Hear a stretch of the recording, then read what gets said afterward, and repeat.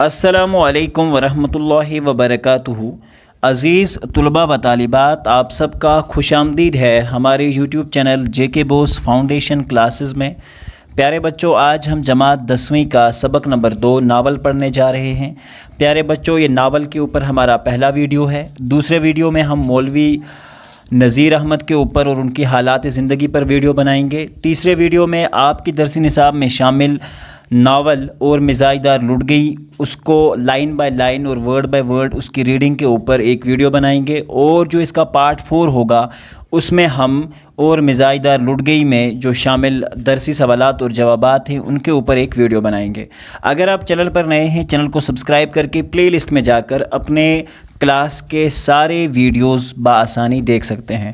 تو بغیر وقت ضائع کیے ہم آج کا اپنا ٹاپک جو ہے وہ شروع کرتے ہیں۔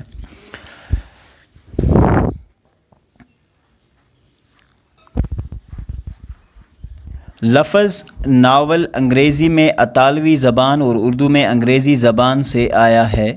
لغت کے اعتبار سے ناول کے لغوی معنی نادر یا نئے کے ہیں۔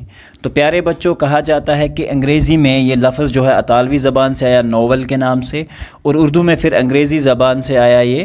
لغت کے اعتبار سے اس کے معنی جو ہوتے ہیں کسی نئی چیز کے ہوتے ہیں، لیکن صنف ادب میں اس کی تعریف بنیادی زندگی کے حقائق بیان کرنا، یعنی کہ زندگی کی حقیقت بیان کرنا، کیونکہ داستان میں یہ ساری چیزیں نہیں ہوتی تھی۔ داستان ایک مافوق الفطرت عناصر پر مبنی ہوتی تھی، اور اس کا ناول کا جو مراد ہوتا ہے، یعنی کہ یہ ایک ایسی کہانی ہے، ناول ایک ایسی کہانی ہے جس میں پوری ایک زندگی بیان کی جاتی ہے۔ گویا ناول ایک ایسا قصہ ہے جس میں ہماری زندگی کی عکاسی کی جاتی ہے، یعنی کہ زندگی کے روشن پہلوؤں کو بیان کیا جاتا ہے۔ یعنی کہ ناول زندگی کی تصویر کشی کا فن ہے، یعنی کہ ناول سے ہم اپنی زندگی کی ساری چیزوں کو بیان کر سکتے ہیں، ٹھیک ہے، اس میں زندگی بیان کی جاتی ہے۔ اگلا پیرا ہے، ناول انگریزی ادب سے اردو میں آیا۔ یہ پہلے انگریزی ادب میں رونما ہوا اور اس کے بعد اردو ادب میں آیا اور اردو ادب پر چھا گیا، کیونکہ پیارے بچوں یہ لکھنے کے اعتبار سے لمبا نہیں تھا، طویل نہیں تھا۔ اس سے پہلے اردو میں طویل قصے کہانیوں کا رواج تھا۔ اس سے پہلے جو اردو میں تھا اس رواج تھا لمبے لمبے کہانیاں، قسط وار کہانیوں کا رواج تھا۔ وقت بدلنے کے ساتھ ساتھ جب زندگی نے تیز رفتاری پکڑی تو لوگوں کے پاس وقت کی شدید کمی ہو گئی۔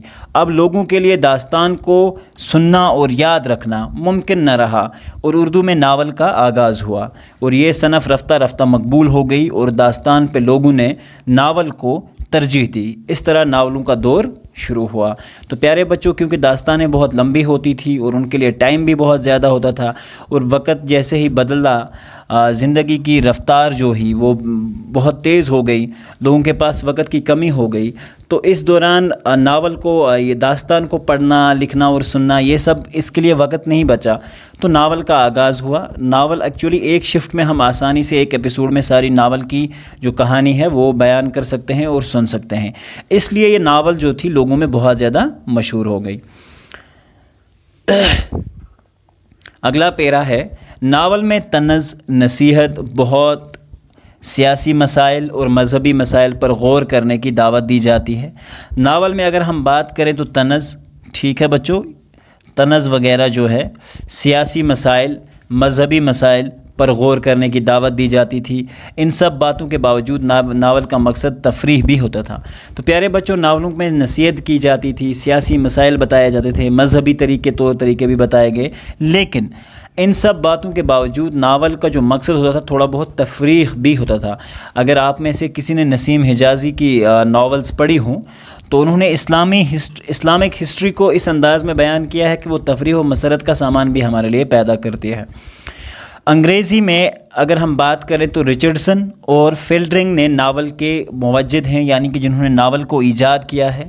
اردو ادب میں نذیر احمد کی کہانیوں کو ناول کا پہلا نمونہ کہا جاتا ہے، جو مرات العروس کے نام سے مشہور ہے، ٹھیک ہے بچوں۔ تو اردو میں نذیر احمد کو ناولوں کا موجد ہم کہہ سکتے ہیں۔ اس دور کے دوسرے مصنف رتن ناتھ سرشار تھے۔ ان کے ناول فسانہ آزاد بھی بہت مقبول ہوئی۔ سرشار کے بعد شرر کا نام آتا ہے، جنہوں نے مضمون، تاریخیں اور ناولیں لکھی۔ اس کے بعد شرر کا نام آتا ہے، انہوں نے بھی بہت شاہکار ناولز لکھے۔ ان سب مصنفوں کے بعد صنف اول میں جو اہم نعت آتے ہیں، ناول میں جو اہم نام آتے ہیں وہ کچھ یوں ہیں: پریم چند، قاضی عبدالغفار، عزیز احمد، عصمت چغتائی، خواجہ احمد عباس وغیرہ، یہ مشہور ناولسٹ جس کو ہم کہیں گے ناول نگار ہیں۔ ناول نگاری کے حوالے سے جدید دور کی نمائندگی کرنے والوں میں ختیجہ مستور، قرۃ العین حیدر، عزیز احمد، قاضی عبدالستار، عبداللہ حسین اور انتظار حسین کے نام قابل ذکر ہیں۔ تو پیارے بچوں، یہاں تک جو ہے ہمارا آج کا جو ٹاپک ہے وہ مکمل ہوتا ہے۔ امید کرتے ہیں کہ آج کا ویڈیو آپ کو پسند آیا ہوگا۔ پیارے بچوں، ملتے ہیں اگلے ویڈیو میں جس میں ہم ڈسکس کریں گے نوٹ شمس العلماء مولوی نذیر احمد کی خیالات زندگی اور ادبی کارناموں پر۔ تو تب تک کے لیے اللہ حافظ و نگہبان۔